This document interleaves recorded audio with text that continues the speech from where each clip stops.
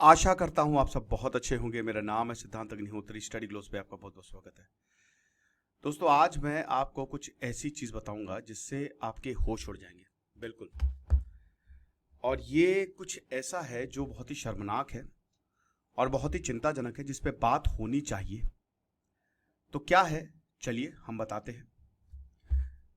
आगे बढ़ते हैं। दोस्तों, आप हमारा जो लक्ष्य बैच है वो चालू है और अभी हमने 10,000 क्वेश्चंस का एक बहुत ही शानदार कोर्स निकाला है।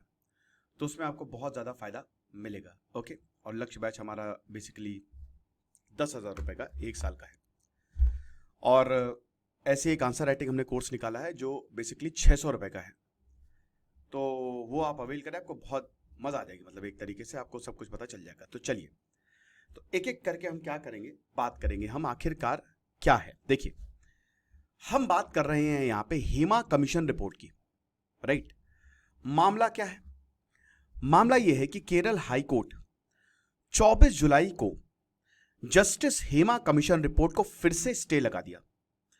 जस्टिस हेमा कमीशन रिपोर्ट जो है, मुझे लगता है कि शायद इस जन्म में तो देखने को मिले ना। तुरंत इसको लागू करना चाहिए था, लेकिन अभी तक लागू नहीं की गई है। अच्छा, क्या है ये? मलयालम फिल्म इंडस्ट्री की असलियत बताती है। मलयालम फिल्म इंडस्ट्री, क्या शानदार मूवी आवेशम और बहुत सारी मूवीज मलयालम जबरदस्त, वो बहुत जबरदस्त ग्रो कर रही है। लेकिन उसका एक डार्क साइड भी है। और दोस्तों, ये सिर्फ मलयालम फिल्म इंडस्ट्री की बात नहीं है, ये बॉलीवुड से लेकर हर फिल्म इंडस्ट्री का यही हाल है। ये तो मलयालम, यहां पे ये जो केस है ये बहुत ज्यादा लाइमलाइट में आ गया। अब केस क्या था? 1 घंटे पहले ये रिपोर्ट को रिलीज किया जाना था और 1 घंटे पहले यहां पे स्टे लगा दिया गया। चलिए, सबसे पहले तो हम बात करते हैं केस क्या है। 17 फरवरी को 2017 एक बहुत बड़ी लीडिंग मलयालम फिल्म एक्ट्रेस को एबडक्ट किया गया और उनको सेक्सुअली असॉल्ट किया गया। राइट। अब कहां पे? उनकी ही कार में कुछ लोग घुसते हैं। वो थ्रिसूर से कोची जा रही थी, जो उनका होम टाउन है, और सेक्सुअली असॉल्ट किया गया। तकरीबन 6 थे, मतलब 10 लोग थे। उनमें से एक हफ्ते के अंदर अंदर 6 को गिरफ्तार कर लिया गया।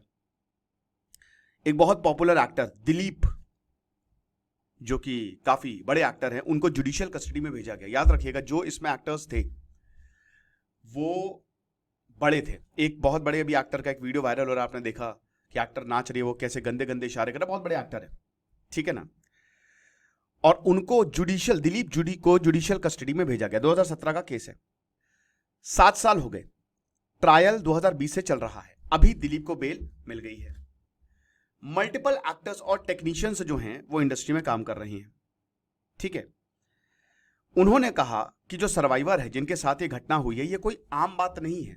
मतलब ये एक आम बात है एक तरीके से, क्योंकि ऐसी घटनाएं सामने आती रहती है।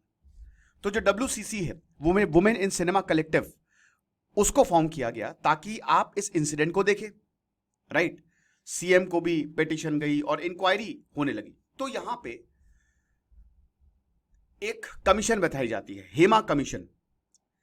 5 महीने बाद केरल सरकार ने, पिनरई विजयन चीफ मिनिस्टर, उन्होंने 3 मेंबर की कमेटी बनाई।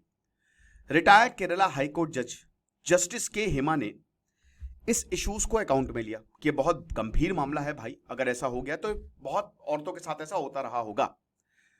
अब बड़ी बात यह है कि कमीशन ने मल्टीपल औरतों के साथ, मल्टीपल वुमेन्स जो इस इंडस्ट्री में काम कर रही हैं, जो प्रोफेशनल्स हैं, उनको अप्रोच किया, उनके इंटरव्यू लिए, उनकी बातें रिकॉर्ड की। ये बोला कि हम आपका नाम नहीं लेंगे। हरासमेंट से लेकर कितना आपको पैसा दिया जाता है, और ब्लैक लिस्टिंग, अगर आप कॉम्प्रोमाइज या कास्टिंग काउच की बात हुई, वो तो ब्लैक लिस्ट कर दिया जाएगा। ये सारी बातें हुई। 300 पेज की एक पूरी की पूरी रिपोर्ट बनाई गई और ये चीफ मिनिस्टर पिनरई विजयन को दी गई 2019 में।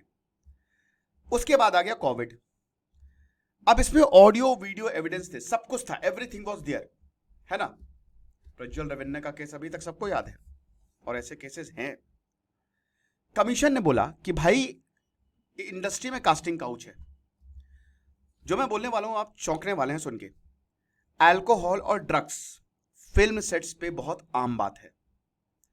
कमिटी ने कहा कि भाई तुरंत एक ट्रिब्यूनल बनाइए, जो भी इनमें शामिल है, कोई भी आके अगर मान लीजिए उसके साथ बुरा हुआ है तो वो रिपोर्ट कर सके और फिर सजा हो जो भी इसमें आरोपी है। अब देखिए क्या हुआ, ये पूरी रिपोर्ट गई आगे। हालांकि आपको एक चीज बता दूं, अभी तक रिकमेंडेशंस या जो रिपोर्ट है वो हमने पढ़ी नहीं है, क्योंकि रिलीज ही नहीं की गई। ऐसा क्या है उस रिपोर्ट में, कहा जा रहा है कि अगर वो रिपोर्ट आ गई तो हिल जाएगी मूवी इंडस्ट्री। और दोस्तों, ये सिर्फ मलयालम की, ये हर इंडस्ट्री का यही हाल है। भोजपुरी मूवी इंडस्ट्री तो और बुरे हाल है उसके। स्टेट जो है रिलीज ही नहीं किया, 3 साल हो गए। 2021 चले, कोविड आ गया और बोला कि देखिए जो कमीशन हमने अपॉइंट की थी, इसमें कमीशन इंक्वायरी एक्ट 1952 है, उस हिसाब से ये नहीं चली है। मतलब एक तरीके से WCC और बाकी ऑर्गेनाइजेशन ने रिक्वेस्ट किया कि आप रिलीज करिए, नहीं किया। अब आपको बता दूं, कल्चरल अफेयर मिनिस्टर साजी शेरियन, उन्होंने असेंबली को इन्फॉर्म किया कि बहुत ज्यादा जरूरी है कि इस रिपोर्ट की कॉन्फिडेंशियलिटी को मेंटेन किया जाए। जनवरी 2022 में स्टेट गवर्नमेंट ने एक पैनल बैठाया, बोला कि इसको स्टडी करते हैं, रिकमेंडेशंस को लागू करने के लिए जरूरी है। एक ड्राफ्ट रिकमेंडेशन, वो भी ऐसे ही बस फर्जी में, बहुत ही वेग था वो। मई 2022 में ऐसी रिकमेंडेशंस लागू कर दी। अब इसमें यह था कि जॉब कॉन्ट्रैक्ट होने चाहिए, वेज जो है मतलब जितना एक एक्टर को मिल रहा है उतनी एक एक्ट्रेसेस को मिलना चाहिए, ड्रग्स लिकर नहीं होगा, ये सारी चीजें जो है बनाएगी, वुमेन की सेफ्टी इंश्योर की जाएगी। अब देखिए, ये खाली रिकमेंडेशन, रिपोर्ट अभी तक हमको नहीं मिली। यहां पे प्रोग्रेस से 5 एक्टिविस्ट दिमाग खराब, उन्होंने RTI फाइल कर दी। केरल स्टेट इंफॉर्मेशन कमीशन में वो पहुंच गए। 6 जुलाई 2024 में KSIC ने बोला कि भाई रिपोर्ट को रिलीज करिए, समझ रहे हैं, बहुत ज्यादा जरूरी है।